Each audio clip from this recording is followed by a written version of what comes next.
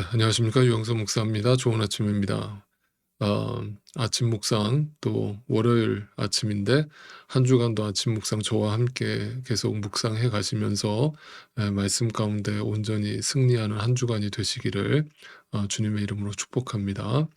네, 힘을 내시고 또 말씀을 꼭 붙드시기를 권면합니다. 지금 가나안 족속들은 그 연합군을 형성해서 이스라엘과 맞섰고 하나님은 그 가운데 또 한 번의 초자연적인 역사를 일으키시면서 해와 달을 멈춰 가시면서 이스라엘을 대승으로 이끄셨습니다. 그 결과로 인해서 가나안의 중부 지역과 남부 지역의 정복 전쟁이 이제 마무리가 되었습니다. 그러나 아직도 끝난 것은 아니고 가나안 성읍 중에서 가장 강력한 성읍이라고 할 수 있는 바로 북부 지역의 하솔이라는 성이 아직 남아 있습니다. 이제 이 가나안 전쟁의 거의 끝자락에 와 있긴 하지만 하솔을 선두로 한 가나안 북부 지역 연합군과의 싸움은 지금까지와는 전혀 다른 양상의 어려운 싸움이 될 것입니다. 오늘 아침 묵상 한번 시작해 보겠습니다.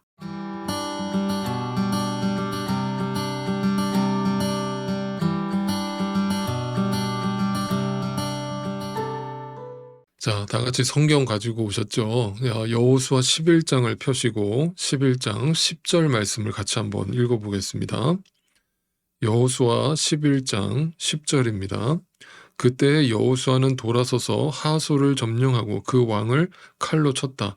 그때만 하여도 하솔은 이들 왕국들 가운데서 가장 강한 나라였다. 자, 또 4절을 한번 보시죠.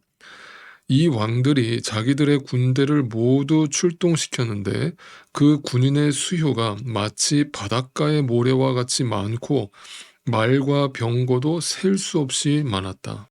가나안의 가장 강한 나라 하솔이라는 나라가 얼마나 강력한 나라였는지, 그리고 그 하솔을 선두로 한 가나안의 북부 지역의 연합군이 그 군사력이 얼마나 막강했는지를 보여주는 구절입니다. 한마디로 상황이 더 지금 악화되고 어려워졌죠. 한마디로 갈수록 태산입니다. 자, 먼저 지금 이 상황이 정확하게 어떤 상황인지를 좀 설명을 드리겠습니다.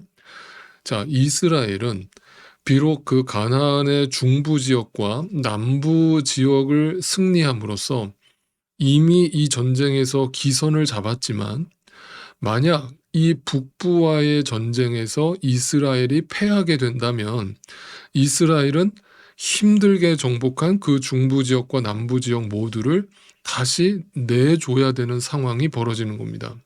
한마디로 그동안 수고하고 애썼던 모든 것들이 말짱 도루묵이 돼버리고 마는 것이죠. 그리고 가나안의 북부 지역의 왕들 입장에서 보면 그 가나안의 북부 지역, 그 하솔 왕도 자신들이 만약에 이 이스라엘과의 전쟁에서 진다면 이제 가나안 전체가 이스라엘에게 넘어가는 상황이 되는 것이죠. 한마디로 이 전쟁에서 가나안의 모든 왕들은 다 패하게 되는 것이죠. 한마디로 지금 이 상황은 이스라엘에게나 북부 지역 왕들에게나 양쪽 모두에게 절대로 물러설 수 없는 배수의 진을 쳐야 되는 상황인 것입니다. 자, 여러분, 만약 여러분이 지금 이 여호수아의 입장이셨다면 여러분 마음이 어떻겠습니까? 두렵겠죠. 일단은 왜냐하면 숫자적으로 전혀 승산이 없는 싸움이었어. 정말 여기 표현한 대로 바닷가의 모래와 같은 숫자의 군사가 지금 이스라엘을 둘러싸고 있는 것입니다. 한마디로 이거는 싸워봤자 질 수밖에 없는 상황입니다. 만약에 이긴다고 할지라도 상처뿐인 영광, 수많은 아군의 피해를 감수해야 되는 상황인 것이죠. 그래서 여호수아는 너무나 두려웠습니다. 바로 그 순간에 이제 하나님이 나타나십니다. 하나님이 여호수아에게 이렇게 말씀하시죠. 자, 6절을 보세요. 그때에 주님께서 여호수아에게 말씀하셨다. 여러분, 항상 하나님의 말씀에 포인트가 있고 타이밍이 있는데요. 그 타이밍은요, 우리가 두려워하는 순간이에요. 내가 절망에 빠졌을 때 하나님은 그때 나에게 말씀으로 다가오세요. 여러분, 그러니까 여러분이 지금 위기에 닥쳐 있다고 생각을 하신다면 뭘 붙들라는 얘기예요? 네, 말씀을 붙들라는 얘기예요. 그 말씀이 여러분의 그 두려움을 제거해 주는 유일한 무기가 된다는 뜻이에요. 여러분, 성경에서 두려워하지 말라는 그 구절이 몇 구절이나 등장하는 줄 아세요? 네, 정확하게 365구절. 이 말의 의미가 뭐겠습니까? 우리라고 하는 존재가 1년 365일 두려워할 수밖에 없는 존재라는 뜻이죠. 그런데 그때마다, 우리가 두려워할 때마다 하나님이 우리에게 나타나셔서 말씀으로 대화를 걸어오시는 거예요. 지난 금요일 날 아침 묵상한 것처럼 우리에게 인격적으로 대화를 걸어오시는 거죠. 자, 그 말은 우리의 두려움을 이기는 방법은 하나님의 말씀밖에 없다라는 것을 다시 한번 깨우쳐 주는 겁니다. 그러면서 6절을 다시 보세요.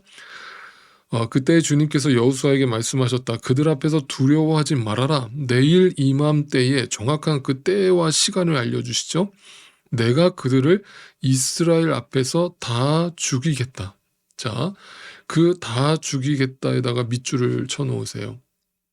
여러분, 이거를 원어로 보면요, 죽인다라는 뜻은 전혀 아니에요. 이게 무슨 뜻이냐면 뭔가를 통과하다, 뚫어버리다.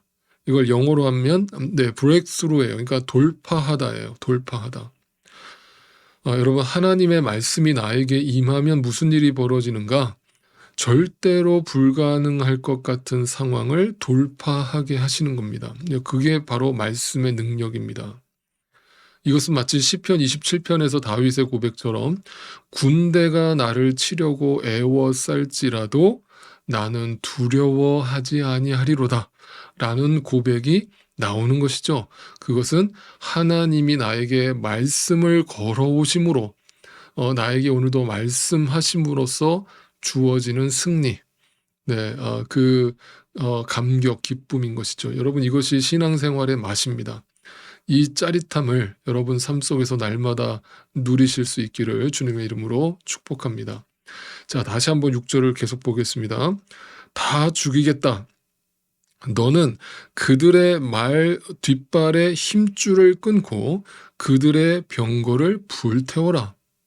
자, 여러분, 이 말이 또 얼마나 황당한 명령인가를 한번 생각해 볼 필요가 있습니다. 자, 느닷없이 두려워하지 말라고 하실 때까지는 좋았는데 하나님 말씀으로 내가 다 죽이겠다, 내가 그걸 뚫어버릴 거야 라고 말씀해 주실 때만 해도 너무 위로가 되고 축복이 됐는데, 그 다음 하시는 말씀이 네가 이 전쟁에서 승리하면 그 적군에게서 얻은 그 말과 그 병거들을 다 없애버려라. 여러분, 이게 얼마나 황당한 명령인가 하면 오늘날로 하면 여러분, 이 말이라고 하는 것은 기갑부대 역할을 하는 것이고 이 병거라고 하는 것은 전차부대 역할을 하는 것이거든요. 그러니까 그것이 당시 얼마나 강력한 무기인 줄 아는 사람이라면 전쟁에서 승리를 거뒀을 때 그 적군의 말과 병거부터 뺏는 거예요. 이거는 기본 중에 기본이고 상식 중에 상식인 거예요. 그런데 만약에 그 적군의 말과 병거를 빼앗아 가지고 그걸 다 불태워 버린다? 이거는 정말 속된 말로 미친 짓인 거예요.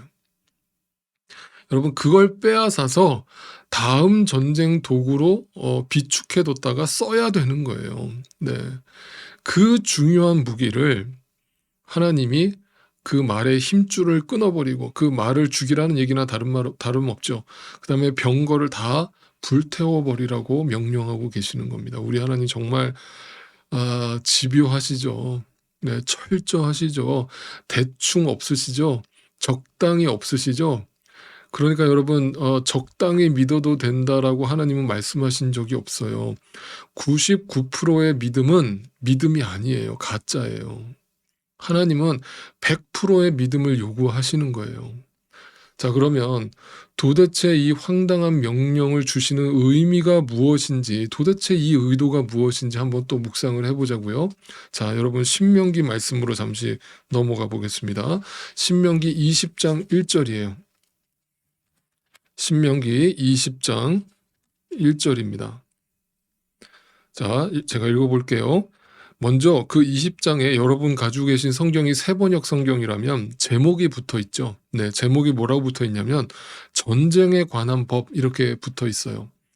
앞으로 너희가 가나안 땅에 들어가서 싸울 때에 이 룰을 따라야 돼라면서 모세에게 하나님이 주셨던 말씀이거든요. 그러니까 이 신명기는 지금 가나안 땅에 들어가기 전에 주신 말씀이잖아요. 그럼 뭐라고 주셨는가를 한번 읽어보면 1절 당신들이 적군과 싸우려고 나아가서 당신들보다 많은 적군이 말과 병거를 타고 오는 것을 보더라도 그들을 두려워하지 마세요. 잘 보세요. 그들을 두려워하지 말라는 것은 그 단지 사람을 뜻하는 게 아니라 말과 병거라고 표현을 했잖아요. 그러니까 말과 병거라고 하는 그 최신식 무기, 그 최신식 무기를 보고서 두려워하지 말라는 것은 그거에 연연하지 말라, 그거를 의지하지 말라는 말씀과 똑같은 뜻이죠. 그러면서 뭐라고 얘기하세요? 이집트 땅에서 당신들을 인도하여 주신 주 당신들의 하나님이 당신들과 함께 계십니다. 그러니까 말과 병거를 의지하지 말고 당신들을 누가 구원하셨으며 당신들을 지금도 누가 인도하고 계시는지 그 하나님이 함께하고 계시는지를 바라보세요. 여러분, 주님이 우리와 함께 하신다는 말을 신약 성경에서 뭐라고 표현합니까? 임마누엘. 그죠? 그래서 저희 교회 이름도 함께하는 교회 아닙니까? 하나님이 우리와 함께 하시는 걸 경험하고 또 우리 이웃들과 함께 한다는 의미가 담겨 있잖아요. 그죠? 그래서 우리와 함께하고 계시는 그 하나님을 의지할 때 말과 병거를 의지하지 말라는 얘기죠. 여러분 한번 생각해 봅시다. 이 말을 바꿔서 말하면 우리가 만약 말의 힘줄을 끊지 않고 그 병거를 불태우지 않으면 그때부터 우리는 하나님을 의지하지 않고 말의 숫자와 병거의 숫자를 의지하게 될 거라는 뜻이죠. 여러분 정확하죠? 이게 우리라는 거예요. 여러분이 지금 하나님을 믿는다고 하지만 사실상 때때로 돈을 더 의지하고 살 때가 있으시죠? 여러분 솔직해집시다. 우리가 대놓고 돈 하면서 살지는 않지만 은연중에 하나님 말씀을 통해서 주시는 위로와 평강보다는 그 능력보다는 돈이 주는 위로와 평강을 더 의지할 때가 있잖아요. 네, 그 얘기를 하고 있는 겁니다. 여러분 그래서 예수님이 이 땅에 오셨을 때 우리한테 뭐라고 얘기하셨어요? 너희는 마음에 두 주인을 섬길 수 없다고 하셨죠. 그 두 주인이라 함은 네, 재물과 하나님을 동시에 섬길 수 없다고 하셨죠. 그러니까 우리가 하나님 앞에 헌금을 바친다는 것도 하나님이 돈이 필요해서 헌금을 하라고 하시는 게 아니죠. 우리 물질의 돈의 주인이 되시는 그 주님을 고백하라는 거예요. 그러니까 하나님 나는 돈을 의지하지 않고 말과 병거를 의지하지 않고 하나님을 의지합니다의 고백을 가지고 뭘 하라는 거예요? 헌금을 하라는 거예요. 여러분 제가 한국에서 그 사역을 했을 때 그 서울의 목동이라는 곳에서 사역을 했었어요. 근데 교회는 화곡동이라는 곳에 있었거든요. 여러분 거기를 아시는 분들은 금방 아실 텐데 그 화곡동과 목동은요 길 하나 차이지만 천지 차이예요. 목동은 부촌이고요. 그 화곡동은 주로 이제 중산층이나 가난한 분들이 많이 사세요. 그런데 이제 저희 교회는 그 화곡동에 위치하고 있었어요. 그런데 저희 교회를 나오시는 어떤 가난한 그 할머님이 계셨는데 이 할머님이 그 목동 사거리에 보면은 남부시장이라고 있어요. 거기서 그 미역 장수하시는 분이세요. 이분은 비가 오나 눈이 오나 그 시장에서 그 맨바닥에 쭈그리고 앉아서 "미역 사세요. 미역 사세요." 하시는 그런 삶을 사시는 분이에요. 저는 어 정말 그 모습을 여러 번 지켜봤어요. 이분이 얼마나 힘들게 사시는가 하면 한 번은 그 화곡동 지역에 홍수가 난 적이 있었어요. 그런데 이분이 사시는 집이 그 지하 단칸방이셨거든요.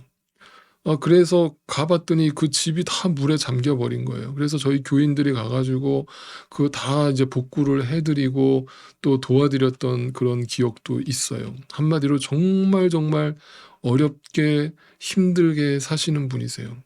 그런데 그분이 어느 날 추수감사절이 됐어요. 그래서 인제 예배를 딱 준비하고 있는데 그분이 이렇게 본당으로 들어오시더니 뭘 들고 이렇게 앞으로 막 가시는 거예요. 그러더니 그 강대상 위에다가 뭘 탁 올려 놓으시는 거예요. 근데 그때는 무슨 과일 뭐 이런 걸 올려 놓는 게 아니라 이렇게 헌금을 가서 올려 놨거든요. 근데 그 할머님이 뭘 탁 올려 놨는데 봤더니 본인이 그 시장에서 파시던 그 미역 한 뭉탱이를 그 강대상 위에 탁 올려 놓으시는 거예요. 그리고 배 하나, 큰 배 하나를 그 위에 올려 놓으시는 거예요. 그러니까 성도님들이 그걸 보고 어떤 분들은 웃기도 하고 "저게 뭐냐. 지금 추수감사절에 웬 미역이냐." 이렇게 이상한 눈초리로 보고 계셨던 거죠. 그런데 인제 저는 그 할머니를 잘 알고 있었기 때문에 그 미역 한 뭉탱이의 의미를 저는 알죠. 그 미역 한 뭉탱이는 그 할머니가 일 주일 동안 장사해서 팔아야 되는 물건이었던 거예요. 그거를 하나님께 감사하는 마음으로 그거를 올려 놓은 거예요. 내가 드릴 돈은 없지만 "하나님, 내가 일 주일을 팔아서 나의 이익으로 가져가야 할 이걸 난 이거를 일 주일을 벌어야 먹고 사는 사람인데 나는 이거보다 하나님을 의지합니다."라는 뜻에서 그걸 하나님 앞에 드린 거예요. 저는 그 의미를 알고 있었기 때문에 그것을 보면서 눈물을 흘리지 않을 수가 없었어요. 여러분, 제가 이렇게 감동을 받았다면 하나님이 그 모습을 보시고 얼마나 감동을 받으셨겠어요. 얼마나 기쁘셨겠어요. 그래서 내 상식으로는 도저히 이해할 수 없지만 말과 병거를 불태우라고 하시는 그 주님의 명령에 아멘으로 나아가는 것입니다. 그분이 오늘도 나와 함께하고 계심을, 나를 의의 길로 인도하고 계심을 믿기 때문입니다. 여러분, 오늘도 주님의 말씀을 앞세워서 승리하실 수 있기를 바랍니다. 사랑합니다. 축복합니다. 내일 아침에 또 뵙겠습니다.